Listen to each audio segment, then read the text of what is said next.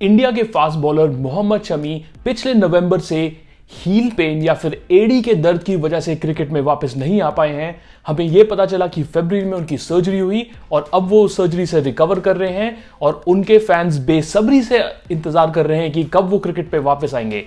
आखिर ये heal pen और एडी का दर्द है क्या, ये क्यों इतने टाइम से मोहम्मद शमी को परेशान कर रहा है, इसके लिए सर्जरी कब करवाई जाती है, सर्जरी में क्या होता है, इसकी रिकवरी सर्जरी के बाद कैसी होती है, इसकी फिजियोथेरेपी और ट्रेनिंग कैसे होती है और शमी को इतना टाइम क्यों लग रहा है वापस आने के लिए, ये सारी चीजें हम इस वीडियो में डिस्कस करेंगे। दोस्तों, मेरा नाम है अभिजीत मिन्हास, मैं एक ऑर्थोपेडिक एंड स्पोर्ट्स फिजियोथेरेपिस्ट हूं और इन टाइप की इंजरीज को मैं हमेशा अपने क्लिनिक में देखता हूं। बहुत सारे एथलीट्स के साथ ये इंजरी होती है। तो चलिए मैं आपको पूरी जर्नी के बारे में बताता हूं कि इनकी इंजरी क्यों हुई और इनकी रिकवरी कैसे। हमारी एडी या हील बोन है, वहां पे हमारी काफ मसल्स, जो हमारे पैर की नीचे की मसल्स हैं, वो आके वहां जुड़ती है एक टेंडन के थ्रू जिसका नाम है एक्यूलीज टेंडन। और स्पोर्ट्स रिलेटेड इंजरीज में इन टेंडन्स की काफी इंजरीज कॉमन है। बेसिकली एक टेंडन हमारी मांसपेशियां या मसल्स को बोन से अटैच करता है या जोड़ के रखता है। अब ये समझ लीजिए कि एक टेंडन जो बहुत ही टफ मटेरियल होता है, वो एक मसल और बोन के बीच में एक ब्रिज है। अगर हम स्पेसिफिकली काफ मसल्स की बात करें तो हमारे पैर की मांसपेशियां या काफ मसल्स दो टाइप की हैं। पहली वाली है गैस्ट्रोनीमियस, जो थोड़ी ऊपर होती है, और उसके नीचे एक और काफ मसल है सोलियस। ये दोनों मसल्स जैसे ही पैर के नीचे जाती हैं तो ये एक कॉमन टेंडन बनाती है जिसे हम कहते हैं एक्यूलीज टेंडन, और ये टेंडन जाके पीछे हील या एडी में अटैच होता है।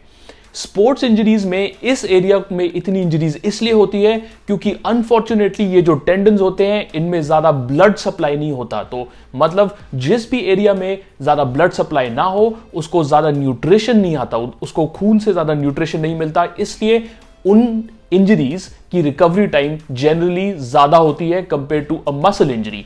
जो मसल में अगर कभी चोट आए या इंजरी आए वहां काफी ब्लड सप्लाई होता है, इसलिए उनकी इंजरी रिकवरी फास्टर होती है। हाँ, ये बात सच है कि ये टेंडन एक्चुअली हमारी बॉडी का वन ऑफ द स्ट्रॉन्गेस्ट और सबसे मजबूत टेंडन है। इस टेंडन में फिर भी इतनी इंजरीज इसलिए होती है क्योंकि चलते वक्त हमारे बॉडी का 4 गुना वेट हमारे टेंडन के ऊपर जाता है और भागते वक्त अबाउट 8 गुना बॉडी वेट हमारे उस टेंडन पे जाता है। तो वो टेंडन हमेशा ही बहुत ज्यादा लोड और वेट उठा रहा होता है। और स्पोर्ट्स में जब आप भाग रहे हैं, एकदम से डायरेक्शन चेंज कर रहे हैं, जंप कर रहे हैं, ये फोर्स उस टेंडन में और भी ज्यादा बढ़ जाती है और इसकी वजह से इस टेंडन में काफी बार इंजरीज हो सकती है। सबसे कॉमन तरीका इस टेंडन को इंजर करने का है कि जब हमारा पैर इस तरीके से मुड़ा होता है, तो जब हम इस तरीके में एकदम से पुश करते हैं अपने पैर से, तो उस टेंडन से बहुत सारा फोर्स जाता है और उसकी वजह से काफी बार वो टेंडन टूट सकता है या उसका टेयर हो सकता है। ये टेयर पार्शियल या फुल हो सकता है। इन लोगों का ये टेंडन टेयर होता है, वो ऑफन इसे ऐसे डिस्क्राइब करते हैं जैसे कि उनको पैर के पीछे जोर से लात पड़ी हो या कोई बॉल पड़ी हो या फिर कुछ पॉप आवाज आई हो, या फिर कोई लोग उसको पेपर के फटने की आवाज जैसे भी डिस्क्राइब करते हैं। और ये होने के बाद एकदम से बहुत पेन होता है, उस पैर पे वजन डालना बहुत मुश्किल होता है, बहुत सारी स्वेलिंग होती है एंड यूजली जो लोग को ये एक्सपीरियंस होता है उनको ये अपना गेम स्टॉप करना पड़ता है। ये सबसे कॉमन तरीका है इंजरी का। मोहम्मद शमी के साथ ऐसा नहीं हुआ।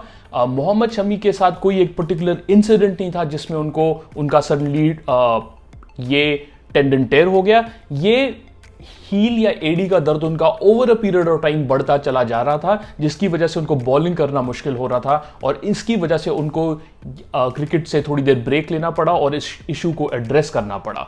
तो वैसे तो ये इतना कॉमन तरीका नहीं है, बट काफी बार ये भी हो सकता है कि आपका टेयर ना हो, पर एडी की दर्द की वजह से जो बढ़ता ही चला जाए, आपको अपना स्पोर्ट्स परफॉर्मेंस रोकना पड़े। चाहे ये इंजरी खेलते वक्त हुई हो या फिर ये इंजरी मोहम्मद शमी की तरह धीरे धीरे बस बढ़ती जा रही थी और उनसे खेला नहीं गया और उनको ब्रेक लेना पड़ा, चाहे कोई भी रीजन से ये इंजरी हो, जब इसका ट्रीटमेंट डिसाइड किया जाता था तो उसके दो तरीके हैं। एक होता है कंजर्वेटिव ट्रीटमेंट, जैसे कहते हैं कि सर्जरी ना करके इसका दवाई से, फिजियोथेरेपी से, स्ट्रेचिंग, स्ट्रेंथनिंग, एक्सरसाइज से उस टेंडन को स्ट्रॉन्ग करना है। और कई बार वो नहीं हो सकता और फिर सर्जन्स को जाके उस एरिया का ऑपरेशन करना पड़ता है। इस प्रॉब्लम के साथ जब आप डॉक्टर के पास पहले जाते हैं तो डॉक्टर कोई इमेजिंग करके देखना चाहते हैं कि वो टेंडन कैसे है, उसमें क्या बहुत बड़ा टेयर है कि एक छोटा सा टेयर है और उसका ट्रीटमेंट कैसे होगा। ये पता करने के लिए यूजली डॉक्टर्स पेशेंट्स को अल्ट्रासाउंड के लिए भेजते हैं जिससे हमें टेंडन दिखता है, या फिर एमआरआई जो और भी ज़्यादा एक्यूरेट है ये डिफाइन करने के लिए। एक बार जब उन टेस्ट का रिजल्ट आ जाते हैं और डॉक्टर उनको देखते हैं, वो test results along with patient की क्या नीड्स हैं ये मद्देनजर रखते हुए डॉक्टर्स डिसाइड करते हैं कि इनको कंजर्वेटिव ट्रीटमेंट के लिए भेजेंगे या फिर सर्जरी के लिए भेजेंगे। अब ये जानना इसमें इंपॉर्टेंट है कि यूजली जब पेशेंट्स यंग होते हैं या प्रोफेशनल एथलीट्स होते हैं, चांसेस ये हैं कि यूजली डॉक्टर्स सर्जरी करके उस एरिया को फिक्स करेंगे क्योंकि उन्हें मालूम है कि ये एथलीट्स का करियर स्पोर्ट्स में डिपेंडेंट है और ये वापस वही चीजें करने जाएंगे जिसमें चांसेस है कि टेंडन के पे बहुत फोर्स आ सकता है और लोड आ सकता है, तो उनको मैक्सिमम रिजल्ट चाहिए इसलिए वो सर्जरी करेंगे। हाउएवर अगर यही इंजरी किसी और को हुई है जो 50 के ऊपर है, जो सेडेंटरी है, मतलब बहुत ज़्यादा काम नहीं करते, स्पोर्ट्स नहीं करते, उनके लिए शायद सर्जरी ज़रूरी नहीं है। तो ये मतलब नहीं है कि अगर उनको टेयर या ब्रेक दिख जाए तो सर्जरी जरूरी है। कोई लोग सर्जरी के लिए जाते हैं जैसे एथलीट्स और यंग लोग, और कोई लोग सर्जरी नहीं करवाते जैसे ओल्डर पेशेंट। इन दोनों तरीकों के फायदे और नुकसान की बात करते हैं। तो पहला तरीका है कंजर्वेटिव फिजियोथेरेपी। कंजर्वेटिव फिजियोथेरेपी मतलब आप सर्जरी नहीं करा रहे हैं, आपके डॉक्टर ने कहा है कि आप सिर्फ एक्सरसाइज से बेटर कीजिए। इसके एडवांटेजेस क्या हैं? नंबर 1 एडवांटेज है कि ये सस्ता ऑप्शन है। नंबर 2 एडवांटेज है कि सर्जरी के साथ जो कॉम्प्लिकेशंस आते हैं जैसे कि कोई नर्व कट जाना एक्सीडेंटली या इन्फेक्शन हो जाना, ये सब इसमें एकदम मिनिमम है। पर इसका नुकसान ये है कि इस अप्रोच में रीटेयर के हायर चांसेस हैं। अब जो दूसरा तरीका है वो है सर्जरी का तरीका। इसमें एडवांटेज ये है टेंडन या मसल का रीटेयर होना के चांसेस बहुत कम है। हाउएवर जैसे ही आप ऑलरेडी समझ गए होंगे, इसके नुकसान ये है कि एक महंगा ऑप्शन है और सर्जरी के साथ थोड़ी सी कॉम्प्लिकेशंस और रिस्क हमेशा रहती है, जैसे कि इन्फेक्शन हो जाना, कोई नर्व कट जाना, और ये सारी चीजें सर्जरी के बाद हो सकती हैं। हाउएवर जैसे मैं आपको पहले बता रहा था, जब एक एथलीट की इंजरी होती है, क्योंकि इनको पता है कि ये एथलीट वापस जाके अपना स्पोर्ट्स खेलेंगे, मोस्टली सर्जन्स डिसाइड करते हैं कि इन छोटे से सब ग्रुप ऑफ लोगों के लिए, छोटे से पॉपुलेशन के लिए सर्जरी ज्यादा इंपॉर्टेंट है। मोहम्मद शमी के हमें इंस्टाग्राम और सोशल मीडिया से पता चला कि उनकी सर्जरी फरवरी में हो गई थी और अब वो उस सर्जरी से रिकवर कर रहे हैं। इसका मतलब ये है कि वैसे तो उनकी सर्जरी के बारे में ज्यादा डिटेल्स हमें नहीं बताए गए दोस्तों, पर मोस्ट लाइकली उनका एक्लीज टेंडन रिपेयर हुआ। इसका मतलब ये है कि सर्जन्स ने उनके पैर के पीछे के हील बोन पे के अंदर गए और वहां पे उनने जो भी टेर देखा जिसकी वजह से उनको एडी या हील का दर्द हो रहा था, उनने उसको सूचर करके वापस ज्वाइन कर दिया है। कभी कभी वो अंदर जाके सिर्फ सर्जन उसको रिपेयर करते हैं और कभी कभी वो कोई शरीर का दूसरा हिस्सा लेते हैं और उससे वो टेंडन को जोड़ते हैं। ये डिटेल्स अनफॉर्चुनेटली हमारे पास नहीं है कि इनकी सर्जरी के लिए क्या हुआ था। सर्जरी किस तरह हुई ये हमें मालूम नहीं, पर यह जरूर मालूम है कि सर्जरी उस टेंडन की जरूर हुई और इसके बाद वो गए एक कैम बूट में, जिनके वीडियोस उनके सोशल मीडिया में दिखते हैं। तो ये कैम बूट होता क्या है?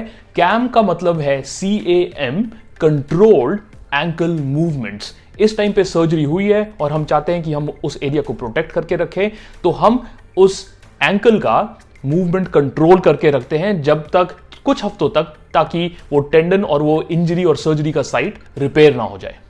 इस वीडियो में मैं आपको दिखाऊंगा कि तुरंत सर्जरी के बाद कौन सी पोजीशन अवॉइड करनी होती है। वो पोजीशन जिसमें हमारे पीछे सर्जरी के एरिया में स्ट्रेच पड़े, जैसे कि हमारी लात और पैर का पास में आना, ये हमें अवॉइड करना है और कोई भी टाइप की स्ट्रेचिंग अवॉइड करनी है। आगे के वीडियो में आपको पता चलेगा कि हम लोग इसके लिए क्या करते हैं।